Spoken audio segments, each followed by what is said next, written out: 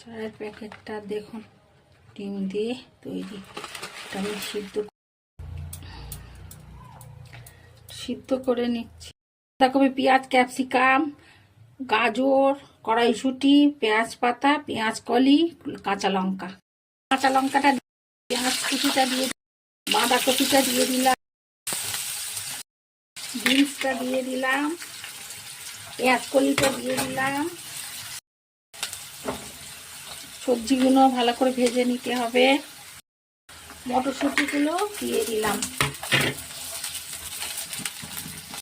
ডিমটা দিয়ে দিলাম, চাউটা দিয়ে দিলাম, পেঁয়াজ পাতাগুলোও দিয়ে দিয়েছি, 1 চামচ ভিনিগার দিলাম, নুনটা দিয়ে দিলাম, সোয়া সস, একটু চিলি সস দিয়ে দিলাম, কেচাপ দিয়ে দিলাম।